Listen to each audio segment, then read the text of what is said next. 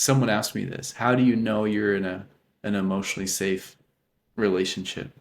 My answer to them was, well, try to work on being the most emotionally safe individual you can be. And so I do agree in that sense of quality over quantity of, I think the depth that you're able to share yourself fully, transparently with someone else creates a deeper, more fulfilling relationship. And that means being vulnerable, being aware, being able to share your thoughts and feelings openly and freely about anything without fear of judgment or rejection.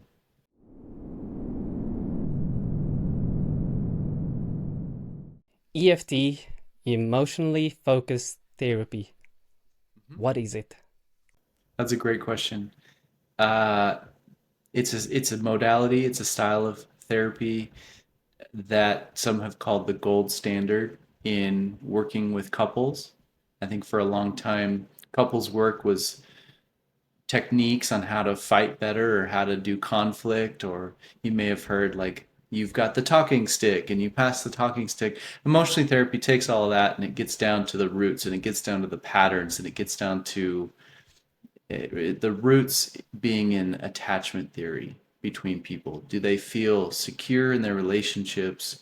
Do they have a deep awareness of their emotions and how that affects them, not only mentally, but physiologically? And how do they communicate that with each other? That's a big overview. It's kind of started by this woman named Sue Johnson. She's from Canada, out of John Bowlby, attachment theory, Brene Brown, um, and it's become a fairly popular form of couples work and individuals as well. What exactly sets it apart from just using attachment theory? Because I imagine wouldn't just have a different name. You would just refer to it as attachment therapy. How does it differ? The best way I can explain it to you is emotionally focused therapy is facilitating an experience to help rewire the nervous system's experience with emotion. So attachment theory, like the name suggests, is a theory, and honestly, EFT is a theory. It's a framework to help us understand relationships. But the difference is in the room, in the session, it's an experience. I'm trying to facilitate an individual or a couple being able to have conflict or talk about hard things or vulnerable things in a new way. More often than not, we are taught, negative reinforcement. You may grow up and your parents say, don't cry, or buck up, you got nothing to cry about, right? Or some kind of thing. And so, the takeaway from that is, oh, this is bad. And you often hear that culturally. Sadness is bad, anger is bad. When, in my professional opinion, it's not bad. It's a normal human experience. So my job as a therapist is to help create a space where you can experience that and kind of have the freedom and safety to go, is this bad? Or is there more I can learn from this? And is there actually an opportunity for a deeper connection in experiencing this? Okay, so it's sort of like creating a space where somebody doesn't feel censored. Because, it's easy for people to feel that certain emotions are bad and should be hidden. This is the sort of case for free speech, that the moment you censor somebody saying something, you're not removing the thoughts. You're merely suppressing it. So the same thing I would imagine with emotions. Getting somebody to suppress the emotions doesn't remove the emotion. Just because you're not showing you are angry or you ashamed of it or whatever, it does not remove the emotion. And through being ashamed of it, you're actually making it more complex, I would imagine. Because it's not just the anger, it's now also the shame around the anger. Yeah, and you brought up a lot of great points there with shame. Shame is a sort of protective space of this part isn't accepted or allowed, therefore it should be hidden. It's a form of protection. It's a form of saying, I don't feel safe to express this. And you're 100% correct that emotions, if they're not allowed to be expressed, they don't just go away. You can't just stuff them. They come out. They come out in other ways, oftentimes unhealthy ways, whether that's stress, ulcers, inclination to addiction or destructive behavior. People are trying to find healing and comfort. I always tell people on my podcast emotions are messages designed to be sent and received in relationship. And so a lot of the work is how do we understand those messages? How do we interpret them? How do we send them in a way that maximizes the ability for someone else to receive them, and vice versa? How do we grow in the ability to really read what this person's message is? Yeah, I think it's important being able to understand not only messages from others, but also from ourselves. So there's a quote by, I can't remember the guy's name now, but it's unsaid expectations are premeditated resentments.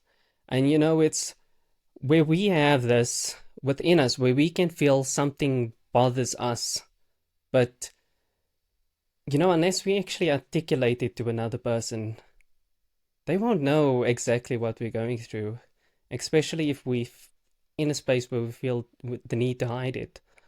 So you mentioned it draws heavily on attachment theory. So not everybody would be familiar with it. What are the different attachment types, and how do they influence a person, both in the personal life and also in relationships? That's a great question, big question. I'm going to do a brief overview. As far as I understand it, there's four types. There is the avoidant attachment style, there's the anxious attachment style, there's the complex attachment style, and there's the secure attachment. And the goal, and I think we're all shooting for this place of secure attachment. So I'll go and explain them one by one. Avoidant attachment style is I don't want to, like the name implies, avoiding. I don't want to face this. It's better for me to just ignore it and move on. I feel better. I feel comforted when I we're not thinking about the emotion. We're not thinking about vulnerability stuff. In the world of EFT, that is known as withdrawer type, which we find very often in relationship. So the avoidant, the withdrawer. The next type is anxious, which is in the EFT world known as the pursuer. That is, I am, like its name implies, I'm anxious. I can't rest relationally if this one thing is off. If something is off, I cannot rest until I talk to you about it and you validate that. Basically, I need your help to regulate. So I'm anxious. I'm quick to feel off about the relationship. If eight things are going good, but two things are not, it's easy for me to ignore the eight things and go to the two. Whereas the avoidant would go, hey, eight things are good. Why would we go over the two, even if the two are really significant, hard, damaging things? Okay, it sounds like one likes closure and the other one doesn't want closure at all. Another way of saying that is they pursue closure in different ways. Okay. They both want closure, but what closure means to them is different. Closure to a withdrawer or an avoidant is to move beyond the issue, to get back to the status quo. That's closure. Closure to a anxious or pursuer is being seen and understood and validated in what they're feeling and experiencing. And so they work against each other. That's a huge part of emotionally focused therapy couples work. They're actively working towards different goals.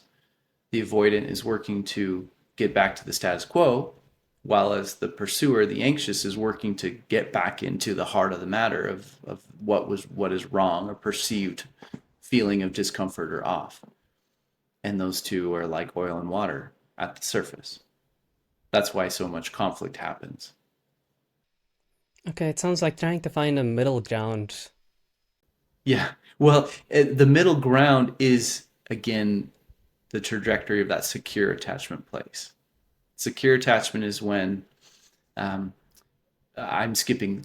Complex is basically you wave in and out of the two. Sometimes a withdrawer, an avoidant, if they're pushed too hard, they'll start attacking.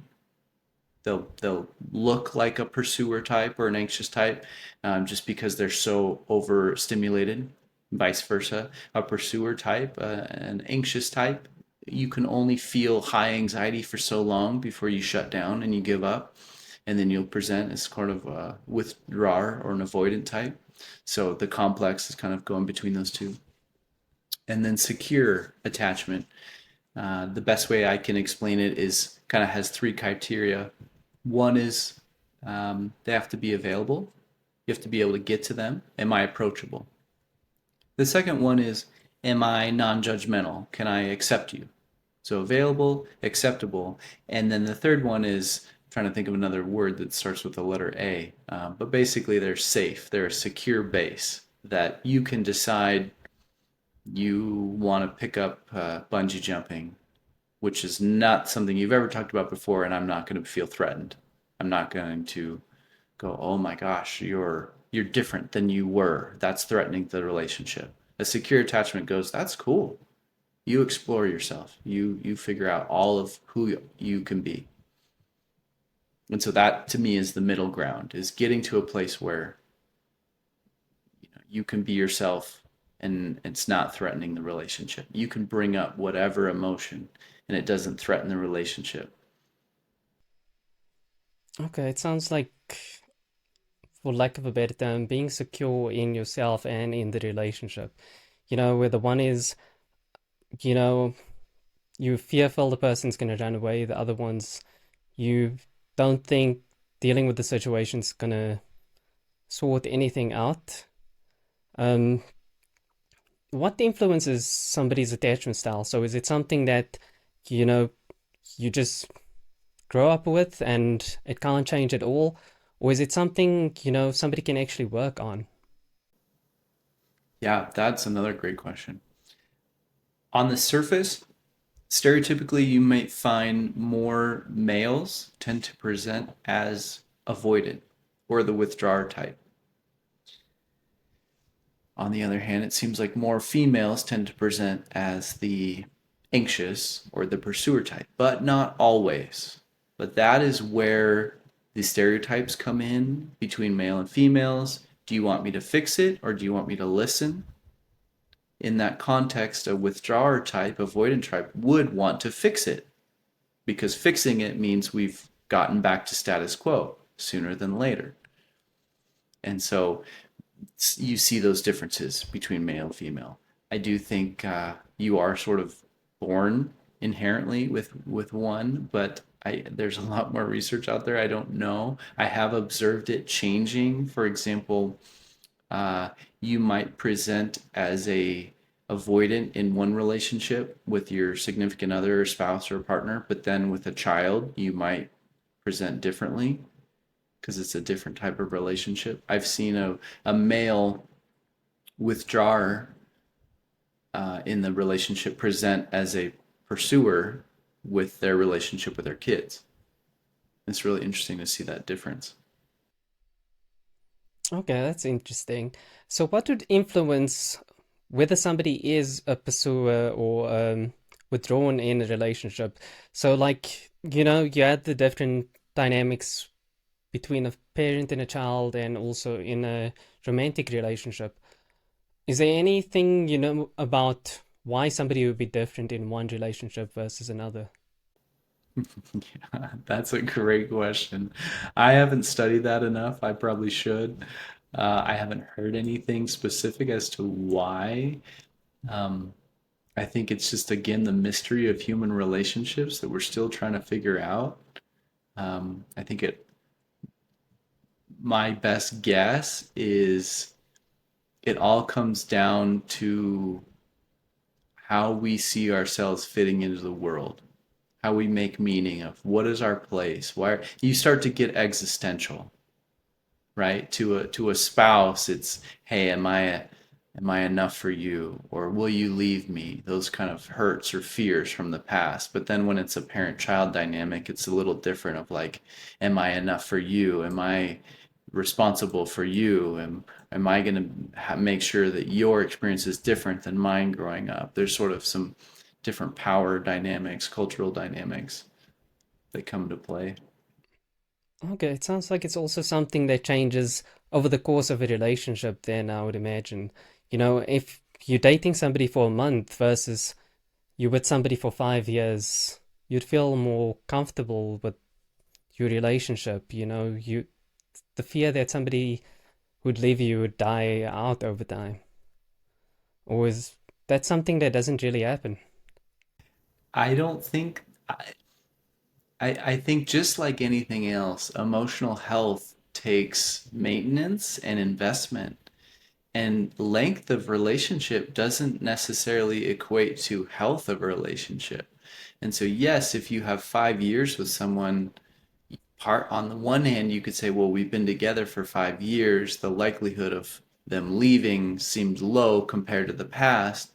But at the same time, if you have 5 years of misaligned emotional messages or patterns, that could actually make that fear even greater over time. It's been 5 years and we still haven't talked about this one thing that I really worry about. Or it's been 5 years and I still can't seem to shake this emotion because I've never been able to talk about it or I've never felt safe. And if I don't feel safe now, then will I ever be able to talk about this? Okay, so it's quality over quantity, you know, as much as you can spend so much time together, it's also what that time looks like. So, what influences, the satisfaction somebody would feel in the relationship? So, you can't just take time. What other factors play into it then? What influences the quality of a relationship? That's a whole nother area of study or book. From my perspective and my opinion, and someone asked me this, how do you know you're in an emotionally safe relationship? My answer to them was, well, try to work on being the most emotionally safe individual you can be. And so I do agree in that sense of quality over quantity of, I think the depth that you're able to share yourself fully, transparently with someone else creates a deeper, more fulfilling relationship. And that means being vulnerable, being aware, being able to share your thoughts and feelings openly and freely about anything without fear of judgment or rejection. To be able to say, hey, I just had this wild, crazy thought that just came up, or hey, when you walked out the door just then, I had this fear that maybe you might leave and never come back. And instead of a, what? How could you think that? I can't believe you would. Oh, wow. Thanks for sharing that thing that just came up. Can you tell me more about where that came from and what that's like? Okay, it sounds like not keeping things hidden the whole time, like bringing the unseen into seen as much as possible. And in terms of emotions for the different attachment types, what did the emotions look like for different people? So let's say somebody has an anxious attachment type. Do they typically have like some sort of predisposition to certain emotions? So I would imagine like being more fearful, where somebody that's more withdrawn could be, more on the lethargic side. Is there such a phenomenon observed or not? Yeah, I think if I'm hearing your question correctly, are there certain inclinations towards different emotions based on an anxious or avoidant? I would say, in short answer, no. I think a human being is a human being with the full capacity for the spectrum of emotion, but how that is expressed certainly looks differently. I'm going to try to explain this carefully. Oftentimes we find an anxious fear is that you will leave me. In short, in summary, an anxious attachment is like, no matter, um, I'm going to push you away. I am too much for you and you're going to leave me. My need for emotional attachment is too great and you're going to decide you can't handle that anymore. So that's kind of an anxious attachment, deeper underlying fear. An avoidant or a withdrawer fear is, I'm not good enough for you. I'm not enough. No matter what I do, you won't be satisfied with me. And there's subtle differences between those two. They're very similar, but they're not quite. They come from a different root. It sort of goes back to that view of self and finding your way in the world. And so one part being, I'm not enough for you. And the other is, I'm too much for you. You're going to leave me. We see that fairly common. And in terms of the different attachment styles, let's say I'm somebody who's, I can tell, an avoidant attachment style, and my partner, is more the anxious type. What sort of advice would you give that sort of, what sort of advice would you give to the two different individuals? So, to the person that is more the anxious type, what can they do? And somebody that's more avoidant, what can they do to work in the relationship? Yeah, that's another great question. I think it's important to note, regardless of whatever style or inherent, you know, nervous system background you come from, avoidant or anxious, that is not bad. That part of you isn't bad. It's not like, oh, I need to get rid of this part. Being an avoidant attachment style actually serves you well in certain areas. If you think about being in a first responding medical emergency or on the battlefield, it would serve you well to be an avoidant because you don't want to stop and think about how you feel or process other people's feelings. You need to function and just stay present and not feel. You need to get the job done. And so don't ever lose that part. Similarly with an anxious type, that part serves well, and hey, something isn't right. Like something needs to be addressed. We can't just sweep this under the rug. We have to talk about it. So don't hate that part of yourself either. Just be aware that how those two play out can cause conflict. And so, what advice would I give if you are an avoidant? Just be aware. Be aware more of, am I feeling uncomfortable when this person comes to me and asks for, or they're sharing their feelings? Do I go to fix it or do I listen? And I think it takes a certain amount of humility. Ask the other person, hey, when you just shared that you lost your job with me, did you feel like I comforted by me? I'm genuinely asking. Did you feel, or did I give you what you were looking for? Or even in the middle of one of those situations, hey, am I getting it? Is this helpful? And so if you're an avoidant, you're probably going to be feeling some discomfort. And that's another thing just to track. It's not wrong or bad to feel uncomfortable.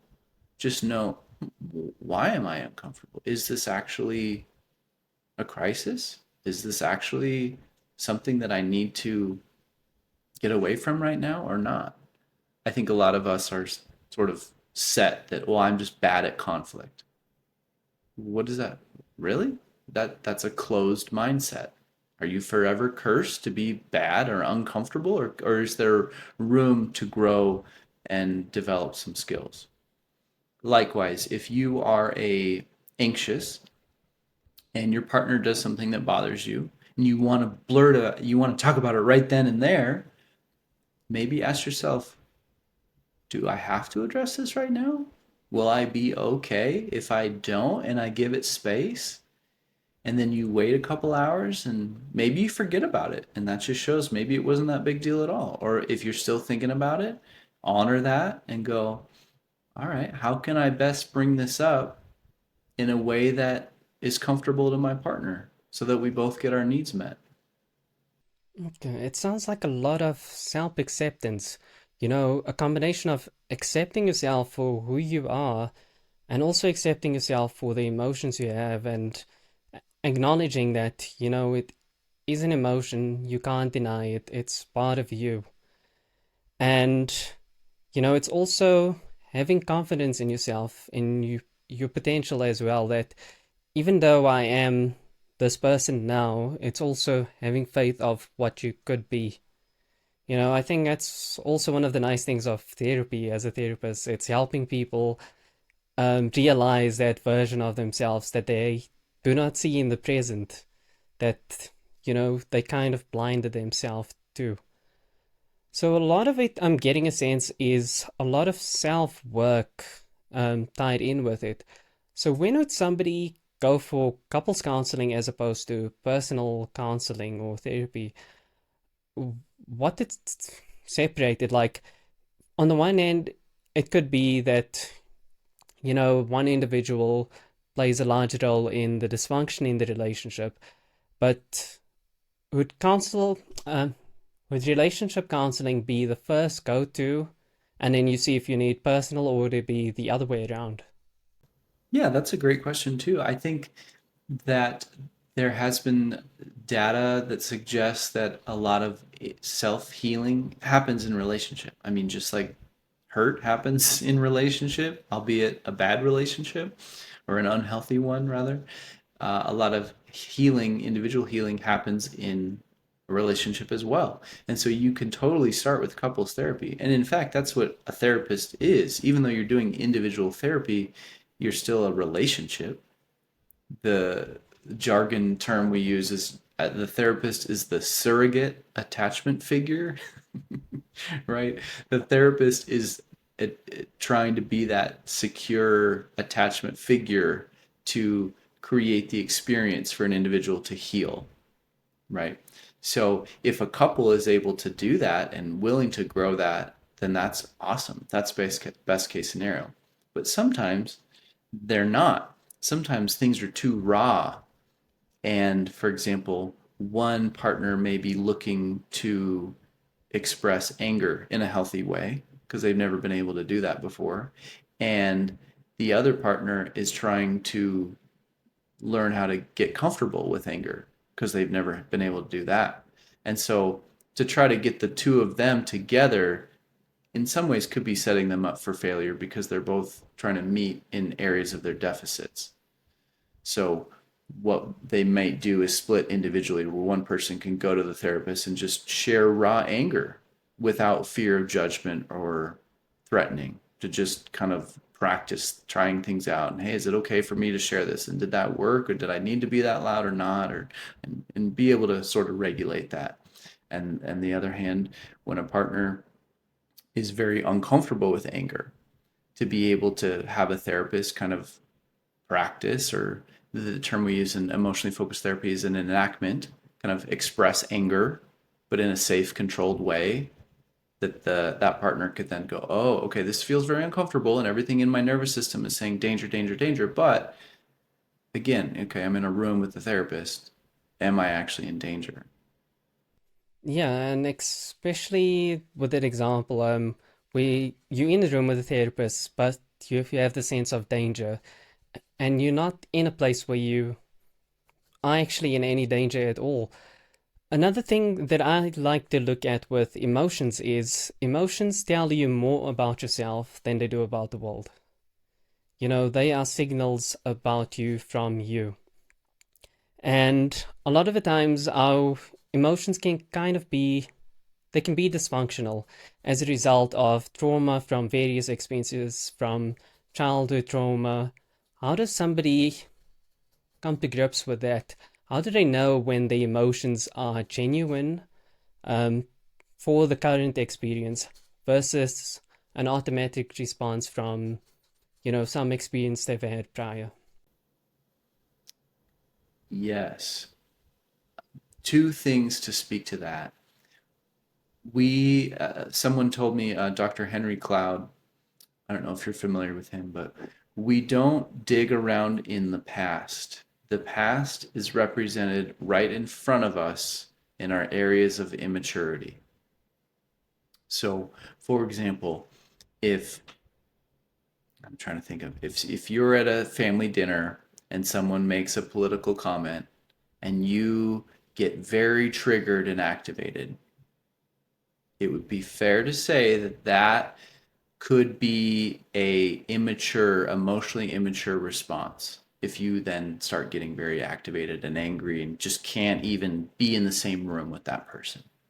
I'm not saying you have to agree with them. I'm not saying that they were yelling at you, but if they just said, I like this political candidate or I like this political candidate, whatever it is, and you get a super strong reaction and you're unable to just be calm, in my view, that's a level of emotional immaturity because it's now affecting you. You're no longer that secure attachment figure for anyone. So, all that to say, that has now triggered you. The response, like you said, does not equal the input.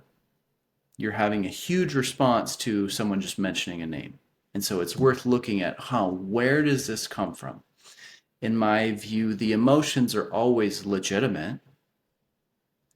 They're just not matching it. And so what you got to do is this is where you can externalize it a little bit. You can go, all right, what am I feeling? What happened physiologically? Did I sense a tightness in my stomach just then when they mentioned that name? Did my throat close off? Did I feel tension in my neck?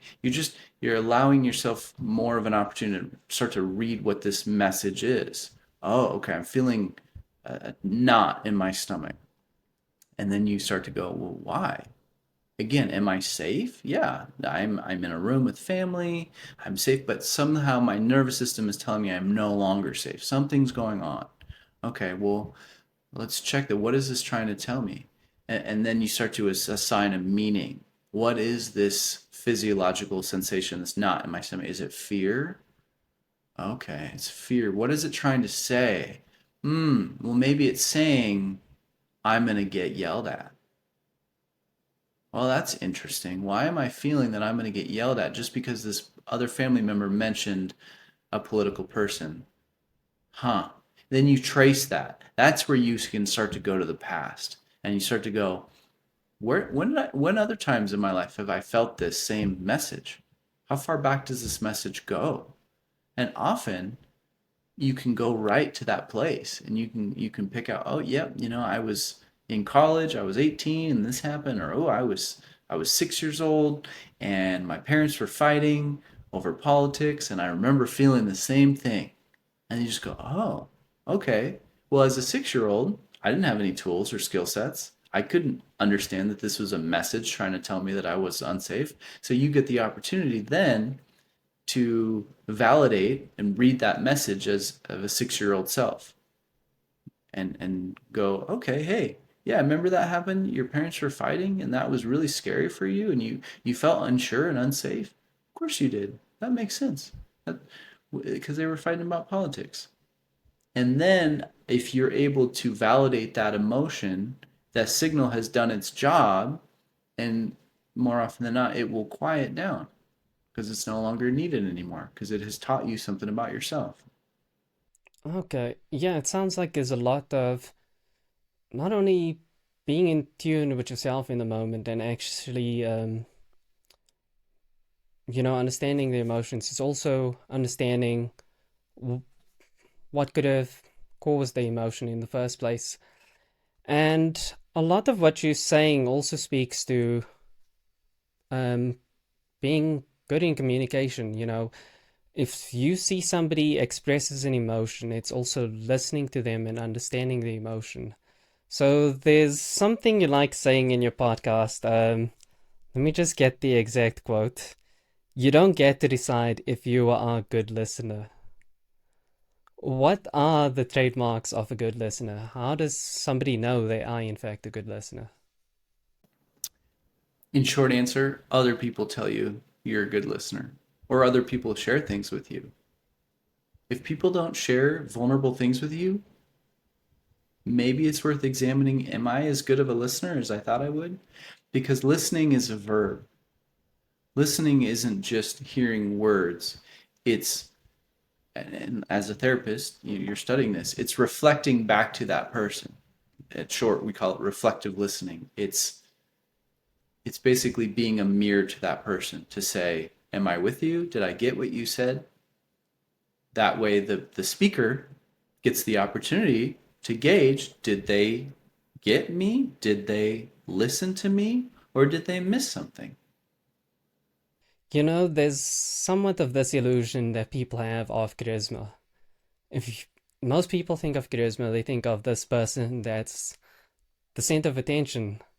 But there's a story of Winston Churchill's wife where she spoke with two MPs. And with the first MP, when she left the conversation, she came back saying, he was impressive. He really seemed like the smartest man in the room. Like he was using all the biggest words he could. He was trying to show I'm the man. But she didn't really like talking with him. Like she did not speak favorably about him. But with the second MP, when she went and spoke to Churchill about him, she was raving about him.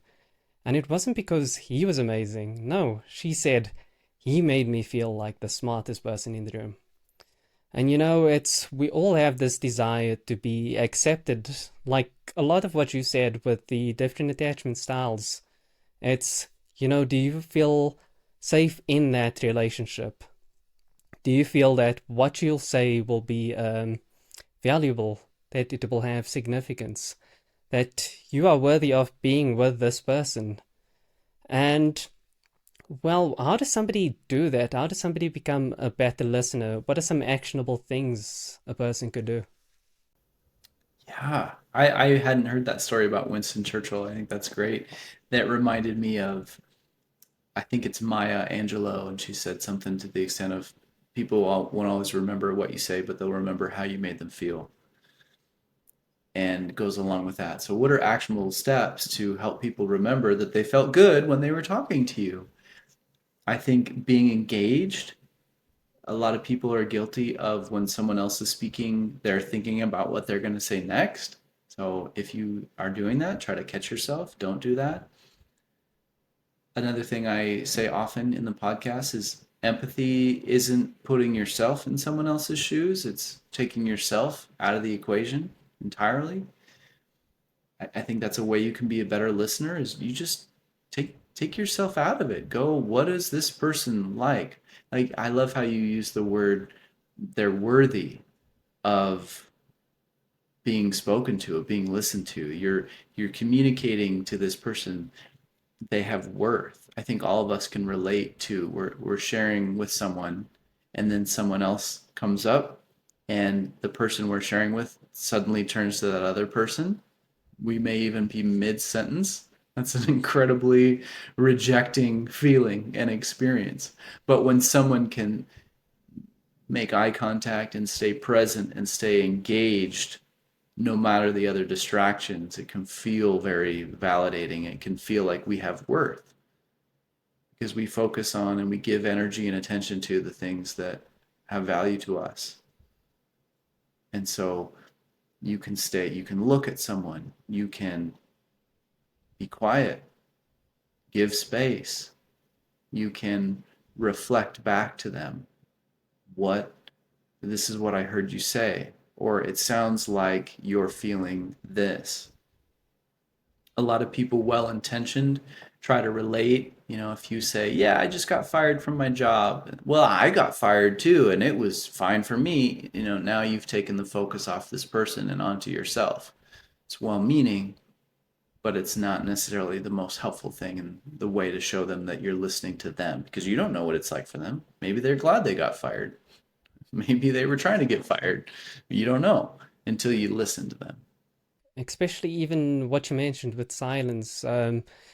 Silence, I think, is something very significant because it's the difference between being with a stranger versus being with somebody that you are close with, that you are intimate with.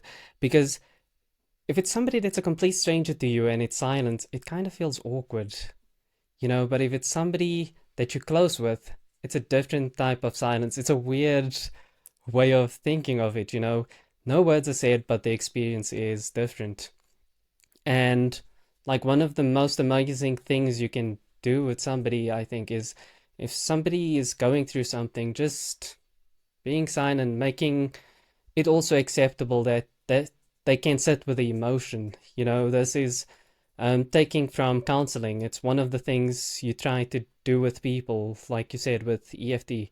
It's getting people to accept the emotion. And by speaking or trying to fill the space, you kind of give off the sense, albeit unintentionally, that you need to, you know, um, be in a better space. You shouldn't be sad the whole time. Like talking to try and cheer somebody up is saying it's not okay to be down in the moment. I think silence is a tool in listening. It has to be active silence. I think if you're just silent to be silent, that could actually be detrimental. When someone pours their heart out and they say, I'm really struggling and this happened, does that make sense? And you just don't say anything, that's actually missing an opportunity to reflect and validate. But if someone's really grieving or mourning and you are just recognizing there really are no words and you're just there and present and allowing that space, that's when it's active silence. You're purposeful in that. And I totally agree with what you said earlier about if someone's sad and you're like, hey, no, come on, cheer up, you're unintentionally saying it's not allowed for you to feel sad, that sad is not acceptable to me, which is not helpful. So, yeah. Um, Back to the patterns, a lot of patterns. More often than not, an anxious attachment style or a pursuer will get together with a avoidant or a withdrawer attachment style. And that's sort of the adage of opposites attract. And so you find those patterns over and over and over and over and over again, where one person is looking for connection and validation to feel better, and the other person is looking to move on and get back to the status quo to feel better. So that pattern and that dynamic is super common. And to be honest, that's a big part of why I wanted to do the podcast, is because I find myself saying the same things over and over and over and over again with different clients. And even that subreddit of am I, and in my podcast, I say, am I the bad person? Just by nature of that, that is, am I bad? Am I wrong? You're looking for validation. People are posting to that because they're going, am I right to feel the way I am? And so that's super common. I think that's just human nature. Okay, yeah, it sounds also like with the posting, it ties back into the sense that you want to feel um, validated in having that emotion, you know? So, what are some of the examples of issues that you've looked at in the podcast? So, any that stood out for you? That's a tough question because, and to be honest with you, there's a lot of posts that are not necessarily helpful.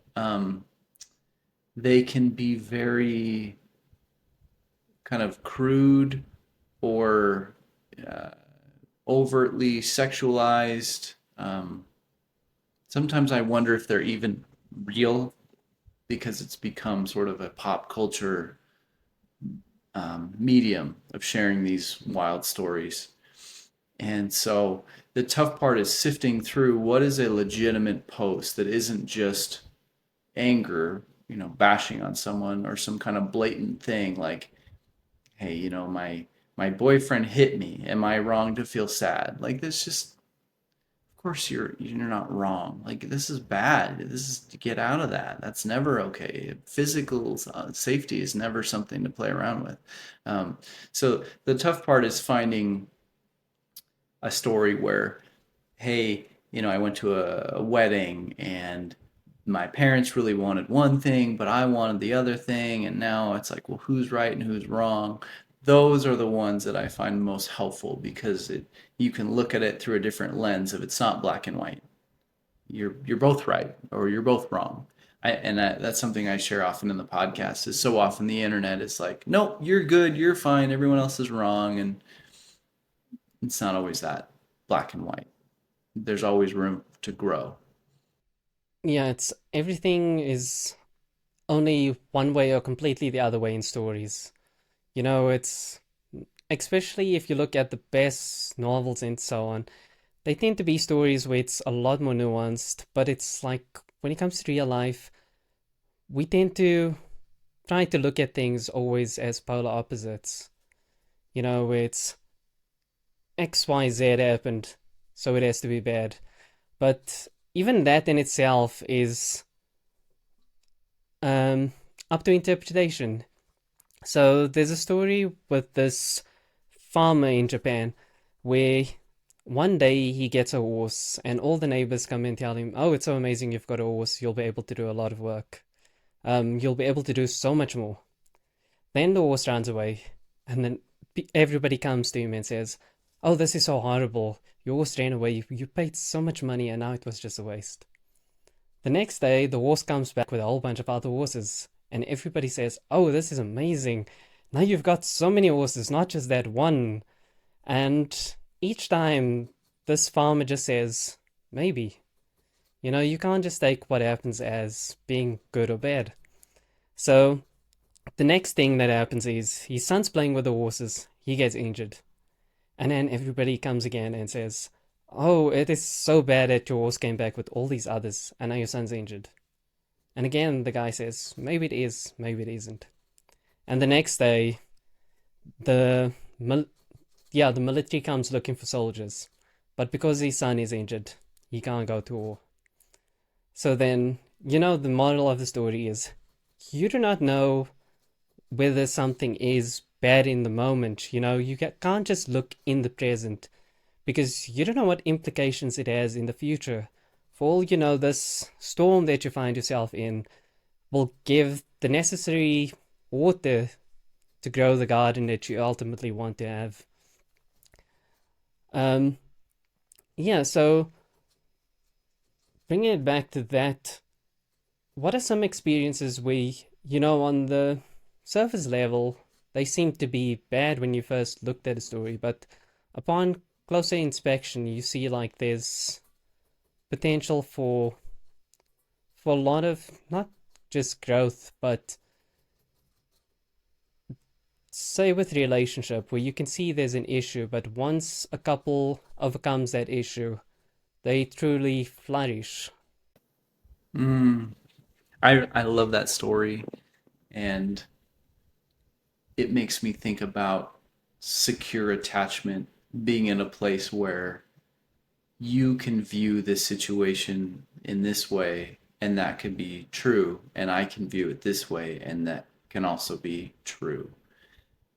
Um, like you were saying earlier about no two people see things the same way, and different couples come in, and like the horses or the sun, and so and that idea of can something that seems bad be a good thing?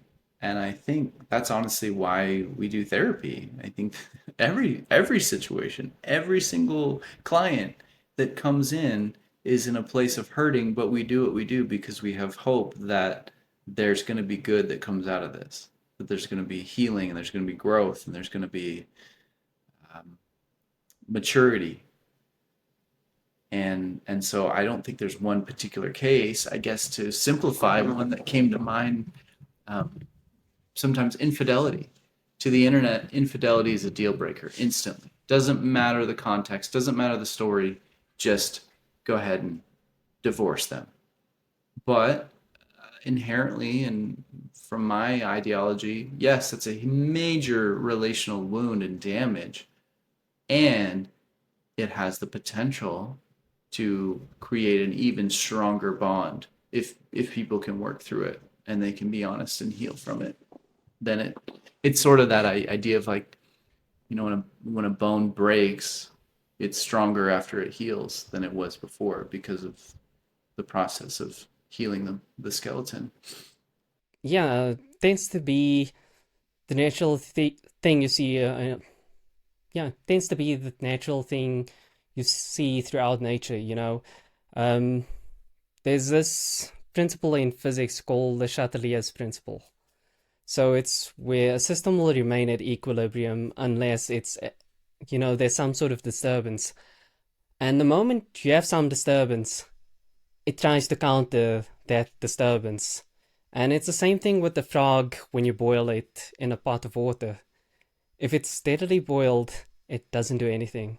But if that temperature changes sharply, it jumps out immediately and sees this danger. And, any adversity, I would see it being similar. That the moment you have this big issue, there is an impetus to work on things.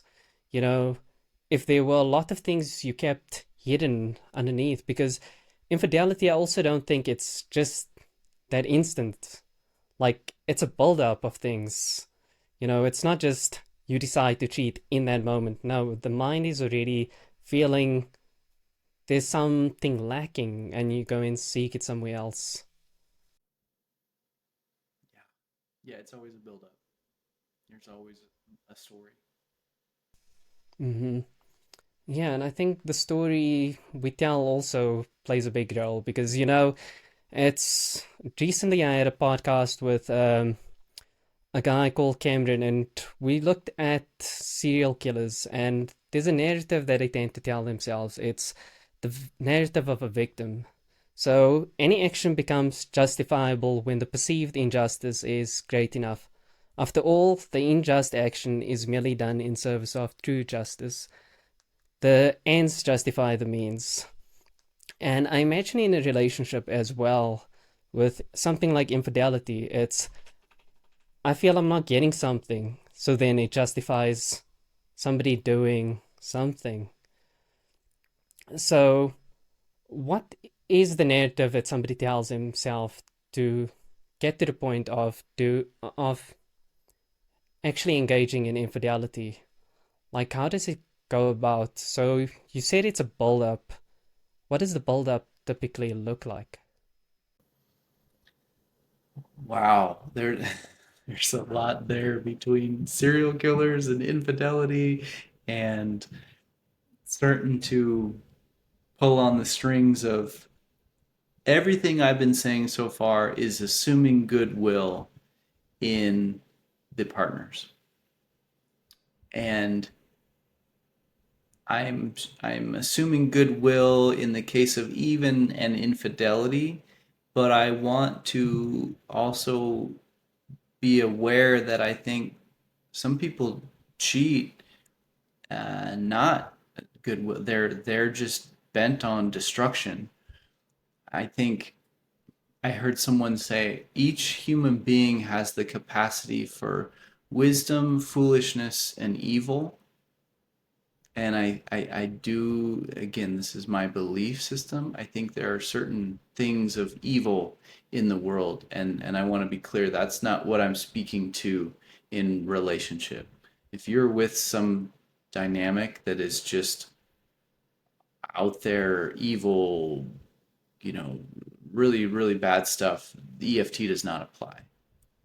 But if there's certain levels of immaturity or foolishness, inability to express an emotion, and that's what I mean by build up. If you are hurting and you don't know how to express to your partner how you feel, or you're afraid that if you do, it's going to threaten the relationship, and then you don't know about therapy, or you don't feel like you have access to therapy, or you don't have supportive friendships, and then that emotion of, hey, something feels off, but I don't know how to express it, builds up and builds up. It doesn't get addressed. And we said earlier, emotions are signals designed to be sent. If it's not allowed to be sent, it comes out in other ways. I just expressed that earlier, whether that's in stomach ulcers or anxiety or drug usage or seeking extramarital or an outside the relationship. That can be a way of coping with this tension and this emotion that hasn't been allowed to be expressed. That's the buildup. Okay, and last thing in terms of infidelity, there's this common notion that men are more affected by physical infidelity versus women are more affected by emotional infidelity. Does that hold any truth? I think if you look at that through, again, the lens of avoidant and anxious, stereotypically, if more men are avoidant, they don't want to actively engage in emotional conversation. So the fact that their spouse may be engaging in an emotional conversation with someone else, they're like, I don't know, even have context for that world. I don't think about that world very often. I don't think about how I feel very often. So the fact that my wife's talking about these things with someone else, it doesn't even compute. But physically, that's a connection I do think about, and that's a connection that I am more comfortable with. And so if she were to do that with someone else, that would not be okay with me because that's our thing. So I'm simplifying here, and vice versa. Um, like a female, so if I'm more anxious or a pursuer, stereotypically, I'm going to be more thinking about how I feel and what's going on and wanting to talk about that. And if I found out my husband is doing that with someone else rather than me, that's going to be very painful. I mean, it's painful either way, but I think that speaks to what you said, like men physical and female more emotional.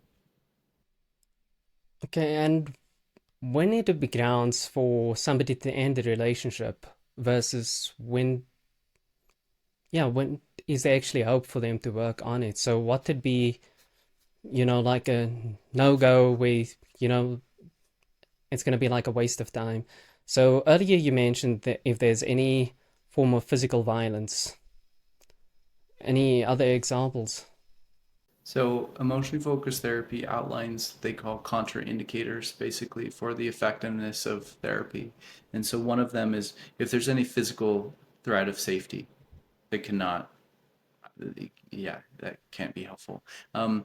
If there's ongoing infidelity, if someone's just actively engaging in another relationship, that's not going to be helpful.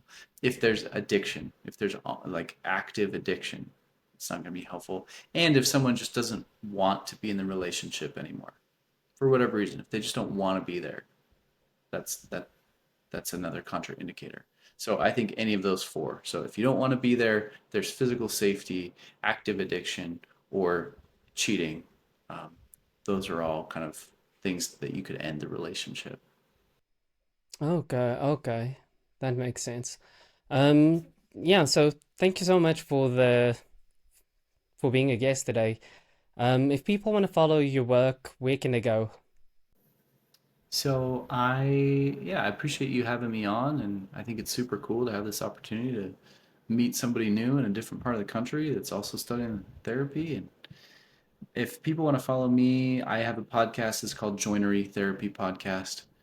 Joinery is the name of my private practice. I do a lot of woodworking. Joinery is just connecting two pieces of wood together. There's a lot of different ways to do that. The metaphor being um, human beings, a lot of different ways to connect human beings together. Sometimes it takes a lot of removal of the wood, or that can be traumatic, but it's important. Or sometimes it's just kind of fine tuning, honing, sharpening, that sort of deal. So, joinery therapy podcast. I think I'm on Apple or Amazon, Spotify, Podbean, all that. Trying to grow the channel again, just to help people. Yeah, yeah, anybody that's interested in learning about relationships, how to, you know, be more receptive to emotions, understand the dynamics that might be at play in different relationships, and also have more of a nuanced viewpoint of difficulties that you might experience in a relationship, not just looking at one side, looking at both sides. Definitely give Phil's podcast a look. I can assure Thank you you. it's definitely worth it. Thanks again for coming on, yeah? Have a good day. Cheers. Yeah.